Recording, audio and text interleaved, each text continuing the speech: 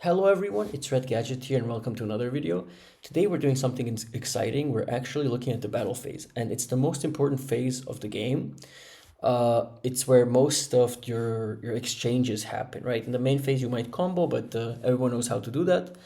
And majority of players have no idea how the battle phase works in Edison.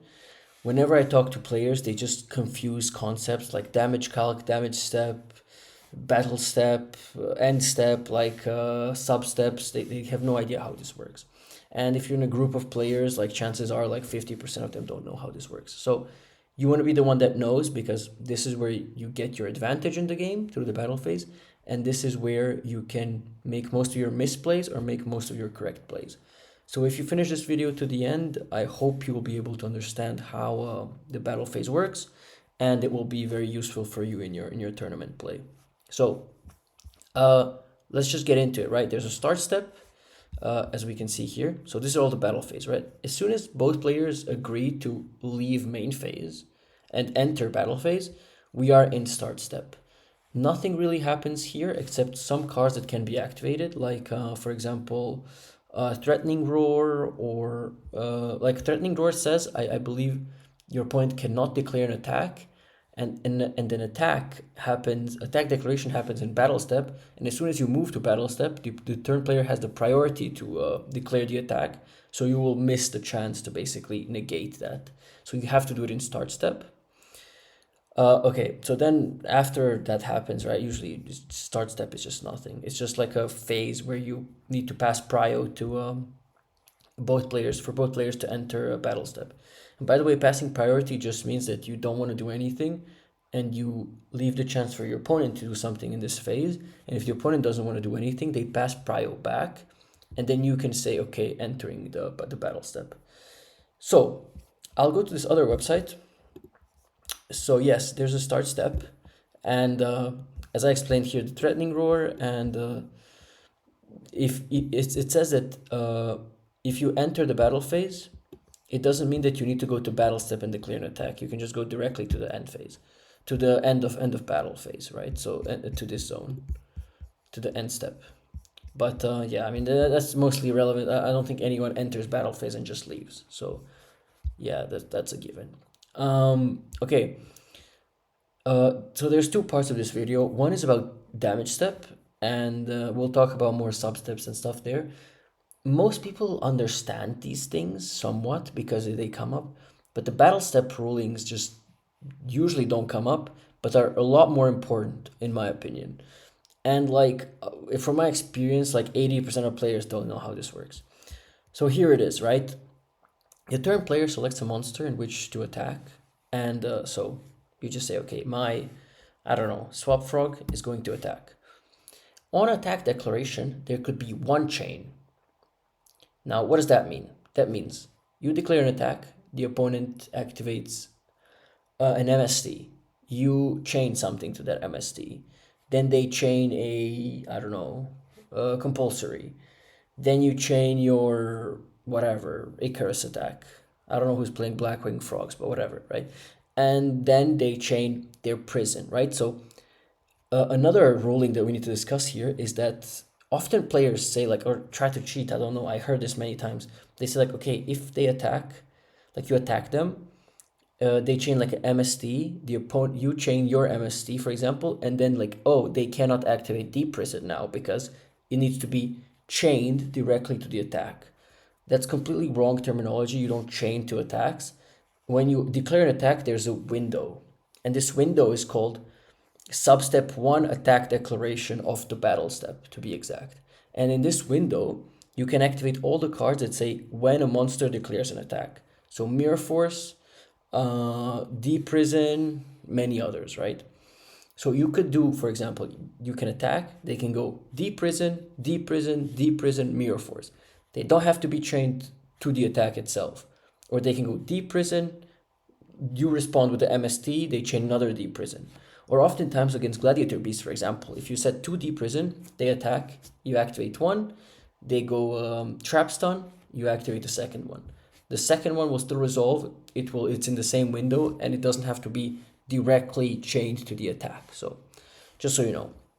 And here there can only be one chain. So you cannot go like deprison, they go judgment, and then you go another deprison, like in a new chain. It doesn't exist. So yeah, there's some other stuff about this, about if the attack is canceled or whatever. I don't think that's super relevant for us now, but I wanted to explain this kind of mirror force deprison interaction. Very important. But battle step doesn't end here. People have a misconception that if you attack and they activate deprison and you activate judgment, that you are in damage step. It's false. Any judge will tell you that this is false, this is not true, and it's just wasted judge calls. And this came up to me many times in my Yu-Gi-Oh career, that people just don't understand this. So there's something called substep 2 before damage step. It says multiple chains built with spell speed 2 cards or higher cards can be happen in this substep.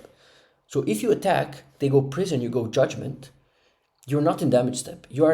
Because judgment you cannot chain to, and there's one chain in attack declaration, so it's over. It's over for this substep. But there's another substep where they can chain enemy controller, which cannot be activated in damage step, Book of Moon, which cannot be activated in damage step, compulsory, which cannot. So you attack, they go prison, you judgment, they can go okay, substep 2 or before damage step, Book of Moon. You can go chain my compulse, then you go then they go judgment, okay. Then you make a new chain. You say okay, judgment resolves, new chain. MST. They chain Icarus. You chain your compulse, right? Everyone agrees, okay, this resolves. Oh, okay, new chain, right? You can do as many chains as you want in the damage in the before damage step substep, and this is really important because, for example, imagine that you attack and you say attack declaration is okay. They say yes, and then you chain compulse, right? For example, and they cannot mirror force there because you are in before damage step. People often on dueling book and such, they say battle step, like MSD, like before you enter the damage step. It would be actually better to say before damage step instead of just battle step, because that battle step includes the attack declaration, and then you could argue that you actually mirror forced on attack declaration. But if you say just before damage step, or like they pass prio in attack declaration and you pass prio, you're still not in damage step, you can activate things. And this thing comes up. Just make sure to remember this. And then we just enter the damage step, right? So if both players say, okay, nothing before damage step, I don't have a card, or if there was a chain that resolved and you don't want to make a new chain, using quick play cards like Icarus Bottomless or whatever, right? Then you enter the damage step. And damage step has 7 substeps. We'll discuss all of them. But in general, in damage step, you cannot activate cards which do not modify the attack or negate things. We'll discuss it, but negate things or just specific effects that just activate in damage step, right? Like, for example, here, let's start with substep 1. So, for example, Cataster, right? Cataster reads at the start of damage step, so it's just triggers, right? No question. Attack modifier effects can happen, like for example, Honest, Kalut, right? Or this swordsman guy from Goat, he triggers at the start of damage step. So, substep 1, very important to just say, okay, substep 1 effect, la la la, over. Then substep 2, what happens is that the face down monsters are revealed. So many people do not understand how this works actually. Like, the flip monster is flipped at substep 2, but the effect of it resolves in substep 6. And so their effects don't activate in substep 2. They activate in substep 6. So it's not like when you flip a monster that it like triggers. It actually triggers after. Okay? I think that's very, very important to know. Also, another side ruling is that flip effect monsters usually always activate. They're always mandatory. I think there's some exceptions, but yeah. So there's always something, if you attack a flip monster, something, there will be an effect here that triggers. So you can like herald it or something, right? You could activate Herald of Orange Light here because it negates an activation. There's some ruling about that. So there's this substep 3, which is before damage calc. Okay, let's zoom it. Or maybe we could just read through this, but yeah, substep 2, you reveal the set monster, and the trigger effects do not trigger at this time. They will activate in substep 6, as I said. And okay, the continuous effects apply immediately. I think that's pretty obvious. I don't recall. I guess if you know these cards, you could yeah. But before damage calc, any number of chains can be built. And this is very important because it ties back to what we talked about in the second substep of the battle step, is where you can do like multiple chains. You can activate this, resolve the chain. Okay, again, I activate this, you activate this, chain, resolve. Okay, I activate this, you activate this, change. So until you pass prio for damage calc, you can just chain whatever you want, right? So you can activate counter trap cards like Solemn Divine Wrath, spell speed 2 attack modifiers like Shrink, Chalice, limiter removal, things like that. This is your last chance to activate them, by the way. Just keep that in mind. And some let's say before damage calc, sure. And some trigger effects and like Herald of Orange Light monsters effects that negate activation of cards or effects. This is everything you can activate here. You could also probably activate before, I believe, if you really wanted to. But yeah, like see for example, spell speed 2 attack modifiers, Orange Light, Lad, Herald, whatever, right? So, Aaron activates here. So, remember how okay, this is how the interaction works. You attack with Aaron. The monster gets flipped in substep 2. In substep 3, Aaron activates to trigger to shuffle it into the deck.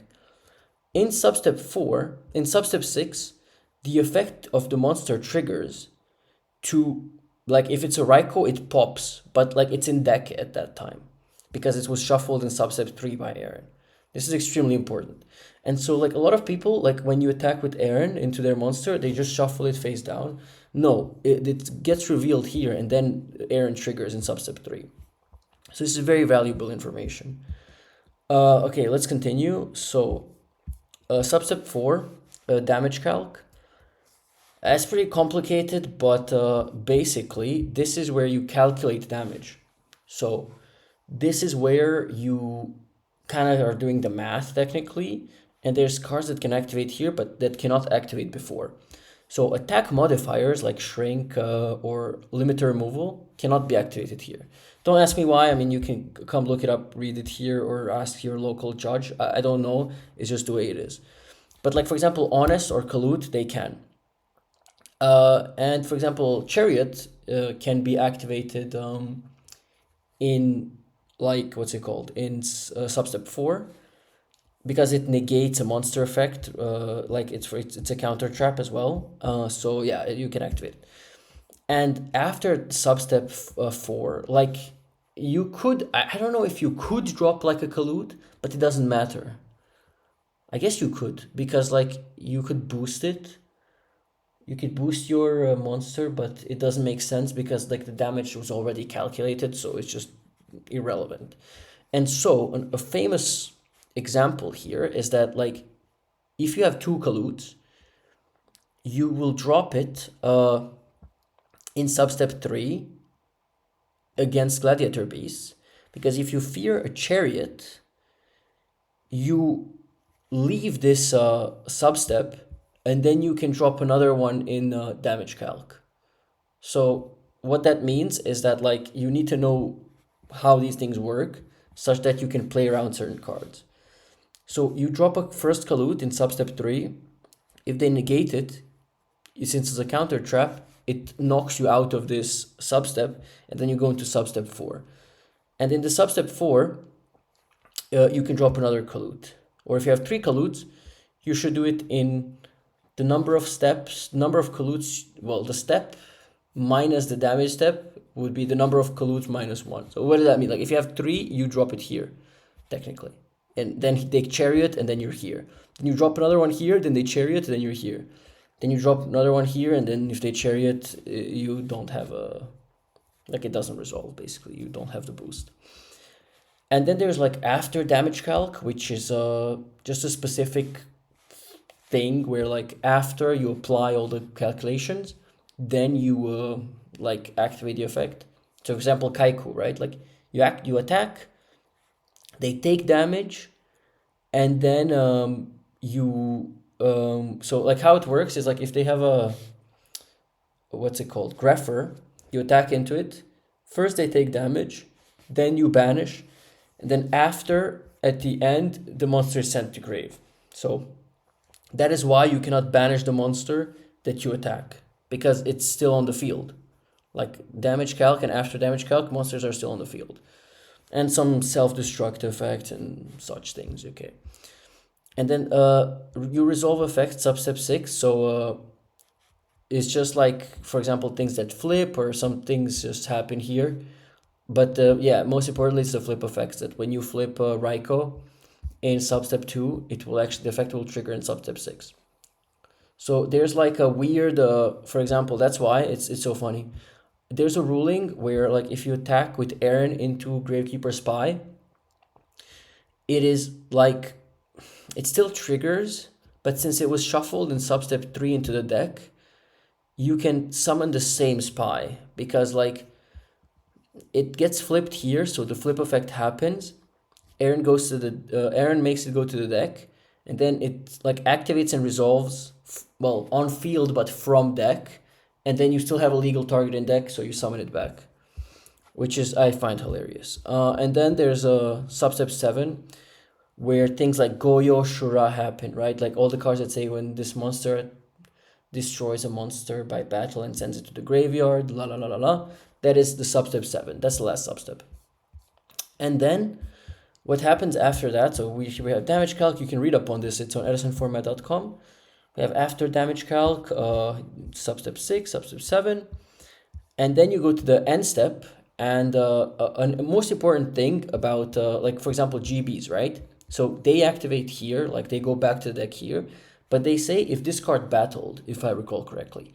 And for a monster to have battled, it has to reach substep 4, which is damage calc. Anything before that, the monster hasn't battled. And if you want the condition of this monster declared an attack, it has to be substep 1 of the battle step, which is attack declaration. So after this, the monster has declared an attack. So these are like some conditions, right? Some conditional cards like GBs.